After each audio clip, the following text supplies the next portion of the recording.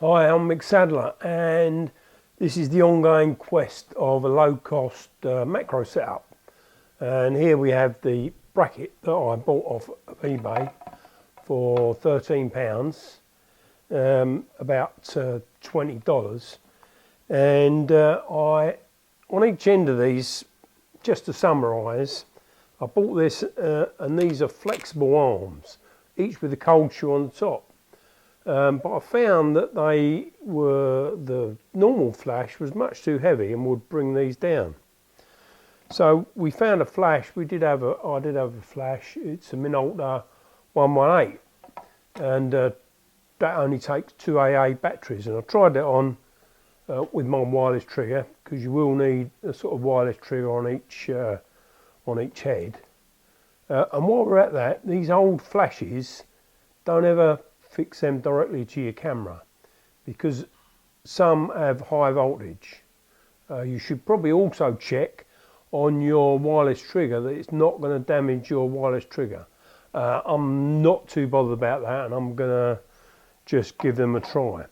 But after seeing that, I thought, well, I'll go out and buy a couple of cheap flashes. And I bought these flashes off of eBay. They're Minolta 280px, which I thought, yeah, they'll be ideal. And they're identical. And I paid 99p. Plus the shipping, the total lot, it was £9. But I found that these, with the wireless trigger, were too heavy. And that's really because they take 4 AA batteries. And so we had to sort of go back to the smaller flash. And I went and bought a Sunpack SP170 on eBay, and again it was 99p, but 350 on the shipping. So with these, with the wireless triggers, which I'm using Pawn wireless triggers, so one on each side, we have got a reasonably low cost setup. So this is the setup. We got the bracket. We've got a macro lens, which we've got 100mm Canon macro lens, and we've got 2 small flashes and our wireless triggers, so they will flash. So as you can see, that's not a bad little setup, and we can move these arms in and out and adjust them. We can't really adjust much on the flash, because on this particular one, it's got an on-off. That's really it.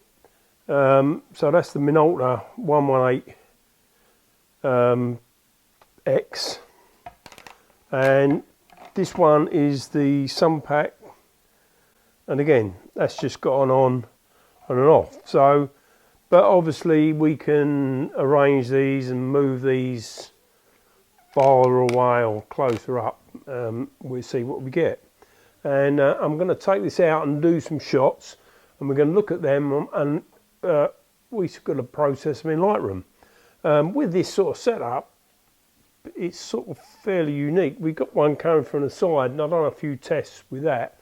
That worked out really well. But this other arm, we could, if we wanted, use this to illuminate underneath. So, because a lot of flash macro work, you tend to get a black background. Well, being able to use the flash to light up maybe the background, then that may work out better, and we're going to try that as well. So all in all, this is a very low cost setup. So £15, $21, well, I got the shipping as well.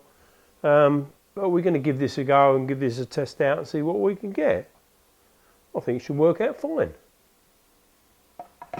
Before we get into Lightroom, this is the setup we used. We've got 2 flashes, and for some reason the Sunpack wouldn't work with the Pawn wireless flash. So I've got the Yongnuo wireless flash on that one, and then the Pawn is on the Minolta.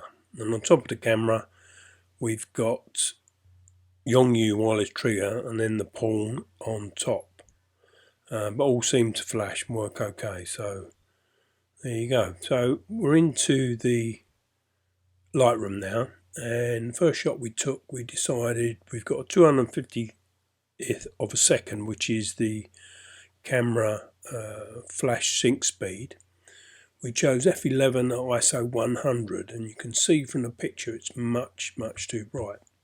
So we went up and we increased the aperture to f16, and you can see by the histogram that it's too bright.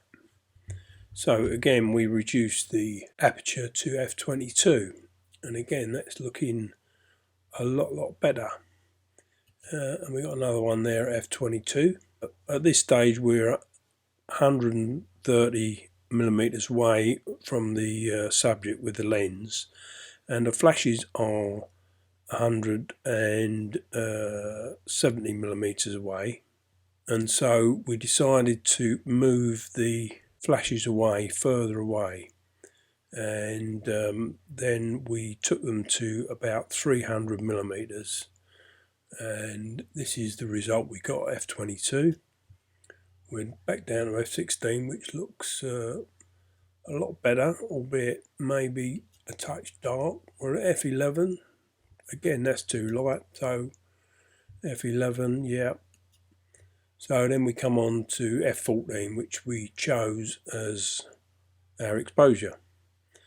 So we then decided to switch the flashes off and took one without the flashes, just the ambient light. You can see we're at 50th of a second at f8 at ISO 800, and because it was windy, the exposure is nowhere near enough, and you can see how blurry it is. We then knocked the flashes off, and just with the 2/50th of a second and f14 settings, we've still got ISO 800, and you can just barely see. Well, knock that down to ISO 100 and it will be completely black. So this is our shots we took, and we're now looking at the sort of final result. The background doesn't look too dark, which we're sort of quite pleased with the spread of light. So we then took that, and I'm just going to put these two in the view, and you can see this is what we ended up with from that picture. And if you're interested in Lightroom edits, we're going to make a separate video to show you how we got to that. Okay, that's it then. If you're interested in Lightroom edits, we're going to do another video on editing in Lightroom this image. Please like and subscribe, and if you've got any comments, put them down below and we'll try and answer them, and we'll see you again next time.